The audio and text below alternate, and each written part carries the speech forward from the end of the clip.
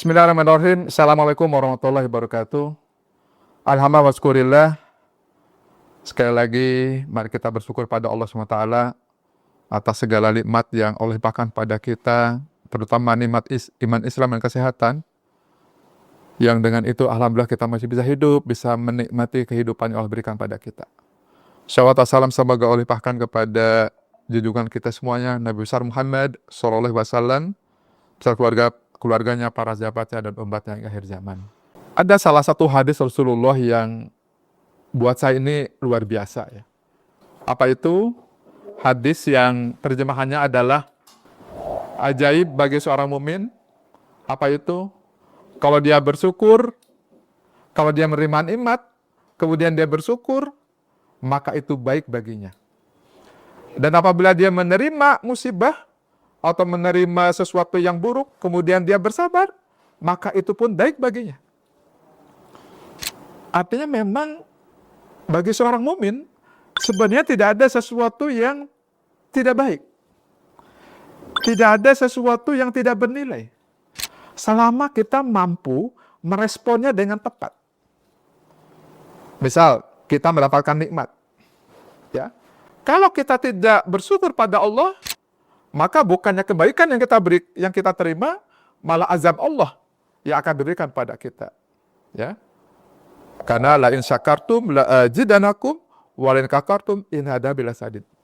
Kalau bersyukur Allah akan memberikan nikmatnya lagi, menambah nikmatnya lagi. Kalau kufur, maka azab Allah sangat pedih.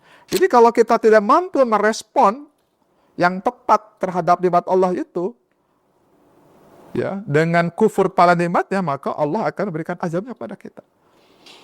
Pada kesempatan ini saya ingin menyampaikan tentang ajaibnya itu sabar. Jadi sabar itu adalah ibadah jiwa yang luar biasa.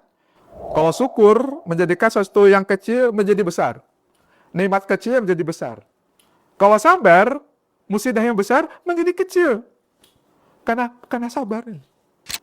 Ya.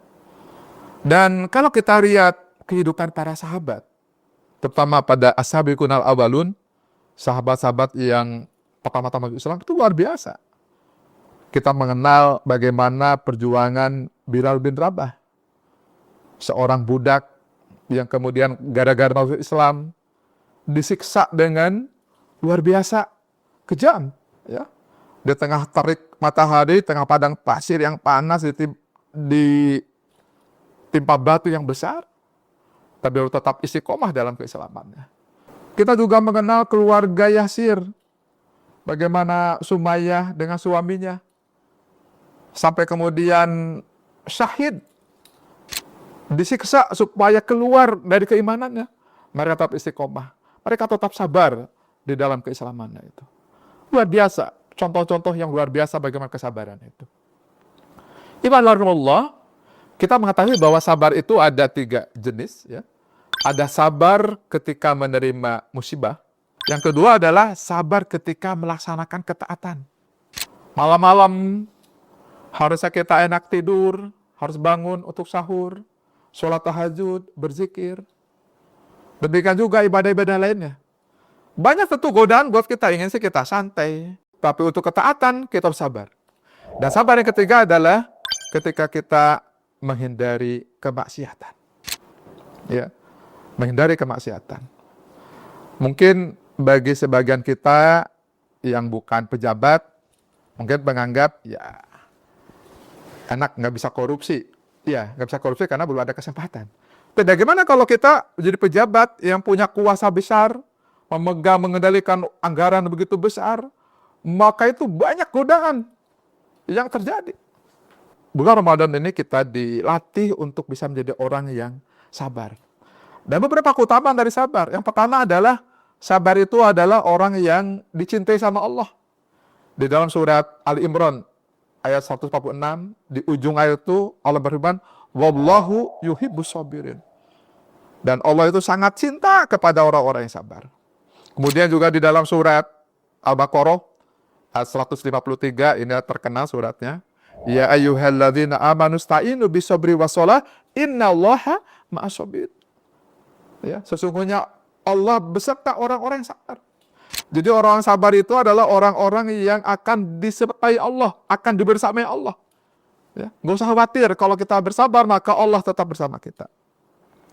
Dan yang ketiga adalah sabar itu menjadi penghapus dosa, penggugur dosa. Ketika kita dapat musibah, dapat sakit, atau kerugian bisnis dan sebagainya, ketika kita sabar menghadapinya, ridho menerima takdir Allah ini, maka itu akan menjadi kafarat atau penggugur dari dosa-dosa kita. Dan tentu Allah juga memberikan jaminan pada kita, memberikan janji kepada kita, bagi orang sabar adalah balasan surga nanti di akhiratnya. Jadi, Allah, kalau kita menjadi sayang beriman, maka hendaklah kita punya dua sayap yang selalu berkibar dalam kehidupan kita. Sayap syukur dan sayap sabar. Ketika kita mendapatkan kenikmatan, kita bersyukur, maka itu baik buat kita. Allah akan menambah nikmat pada kita. Kemudian kita dapat musibah, kita sabar, maka itu baik kepada kita. Allah akan meningkatkan derajat dari orang yang sabar itu.